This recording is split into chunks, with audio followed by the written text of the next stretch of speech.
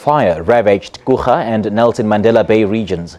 The fires are all under control now and damping down has since commenced. But the disaster has brought secondary problems. Water pumps might run dry in some areas in the Nelson Mandela Bay region, and residents have been urged to use water sparingly. The damage is estimated at millions of rand.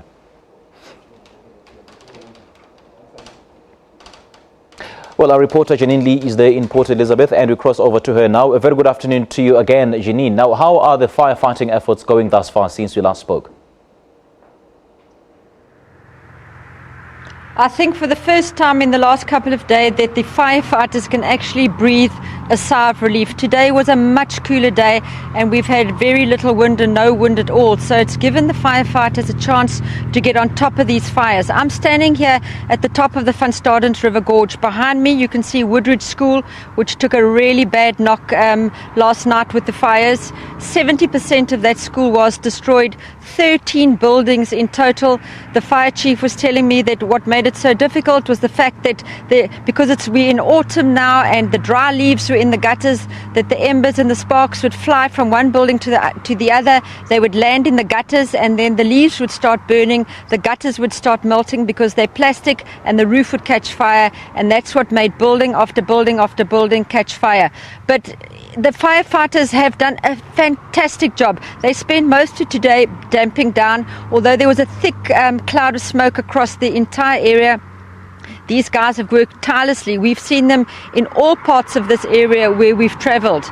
I must say today also the first time I saw wildlife coming out. We saw a number of buck on the fields at Woodridge, in fact, looking really, really confused, not sure which way to go, which way to turn. We've seen a number of dead animals on the side of the road, and we also took a drive to the Thornhill area, which is a little bit further west, and we visited the farm where the elderly couple, the Myrna van der Riet, she lost her life. That 72-year-old elderly lady, she lost her life trying to escape the fire.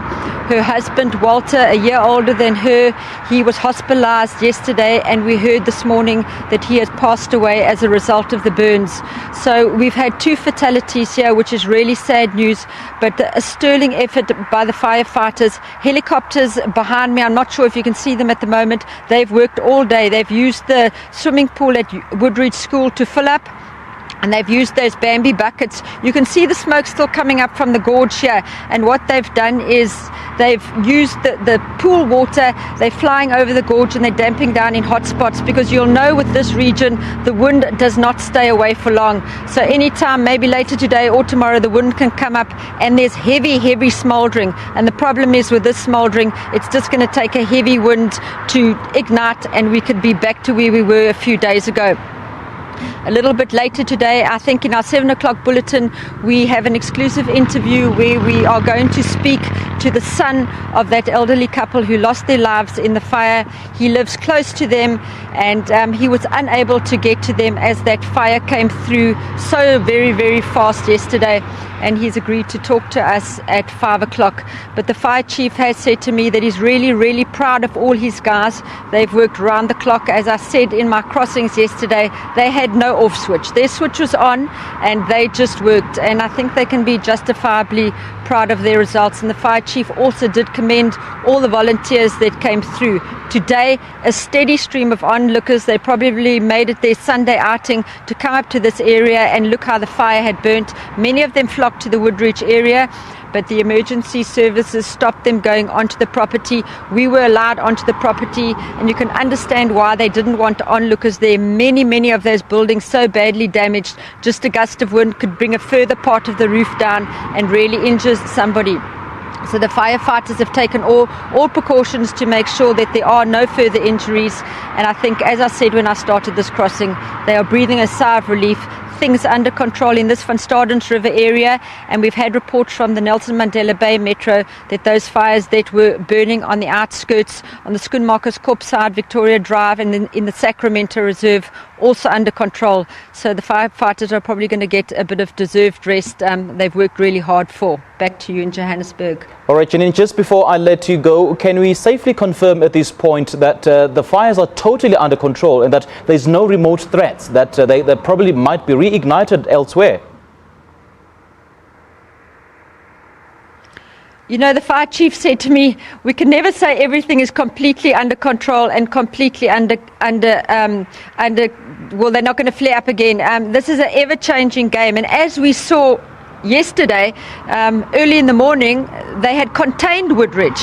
And by mid-afternoon, with the wind that came up, things were completely out of control. So I think the message from the fire chief is he did say they have them under control, they have been contained, but with the wind and that we experience in this part of the world, it changes. And because the embers are burning still in so many places, it just takes a gust of wind to start it up again. So no threat to anything at the moment, no cause for panic, but I think the firefighters, I think they would like the public to say you can relax, things are under control, but I know that the firefighters are still going to be taking most of this exceptionally seriously, and they will be on high alert for anything that might change. All right, Janine, thanks again for your update. We really appreciate your time. That was Janine Lil speaking to us live from Port Elizabeth. Meanwhile, nearly 600 firefighters and volunteers have been deployed to areas around Knysna to contain volatile fire lines.